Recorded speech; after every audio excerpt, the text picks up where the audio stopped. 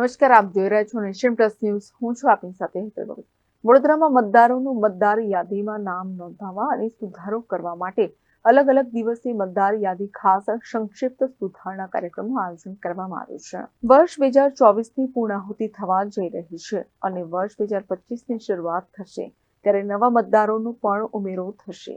આવનાર ચૂંટણીઓને ખાસ ધ્યાનમાં રાખીને ફરી એક વખત જિલ્લા ચૂંટણી તંત્ર દ્વારા મતદાર યાદી ખાસ સંક્ષિપ્ત સુધારણા કાર્યક્રમનું આયોજન હાથ ધરવામાં આવ્યું છે, જેના ભાગરૂપે વડોદરા શહેરમાં પણ 17, 23 અને 24 નવેમ્બરના રોજ સવારે 10 થી સાંજના 5 કલાક સુધી મતદાન કેન્દ્રો ઉપર મતદાર યાદીમાં નામ નોંધાવવાની ઝુંબેશ હાથ ધરવામાં આવી છે.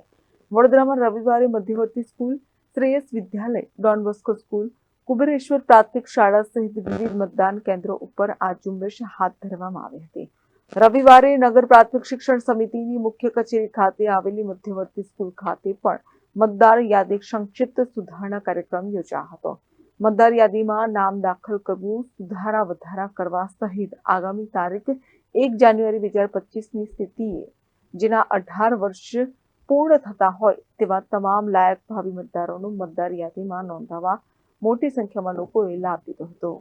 સ્થાનિકમાં આજે 10 થી 5 સમયમાં ચૂંટણી દરેક પ્રકારની કામગીરી કરવામાં આવે છે. જેમ કે કોઈના નામ કમી કરવાના હોય, કોઈ અન્ય સ્થળેથી મેરેજ કરીને અહીંયા આવેલું હોય તેના નામ દાખલ કરવાના હોય, કોઈ મરણ પામ્યું હોય એથી નામ કમી કરવાનું હોય, ક્યાં તો કોઈનું સરનામું, ફોટો, નામમાં ભૂલ હોય, કોઈ પણ કાર્યક્રમમાં સુધારા વધારા કરવાના હોય તો એના માટે ચૂંટણી લગતી કોઈ પણ કામગીરી અહીંયા કરવામાં આવી રહી છે ઇલેક્શન કાળ માટે, અને તે બી સવારના 10 થી 5 વાગ્યા સુધીમાં. આજે તો પહેલો જ દિવસ છે. આજે 17/11/2024 નેક્સ્ટ સેટરડે સન્ડે 23/11 અને 24/11 બે દિવસથી આ કામગીરી અહીંયા કરવામાં આવશે. પબ્લિક કેવી રીતના આવી રહી છે? હાલ તો પબ્લિક આવી રહી છે, પણ જે યંગ જનરેશન છે, જેમ કે હાલ 80+ થયા હોય, જેના 22 હોય, 20 હોય, 21 હોય, જે બી એજ હોય, યંગ જનરેશનની વાત કરું છું, એ લોકોનું સરકાર આટલી બધી એડ આપે પણ છતાં એ લોકોમાં અત્યારે મને એવું લાગે છે કે આ વાતાવરણ જોઈને નિરાશાજનક લાગે છે કે હવે ચૂંટણીમાં રહ્યું શું છે, આપણે કાર્ડ કઢાય કે વોટ કરવા જઈએ.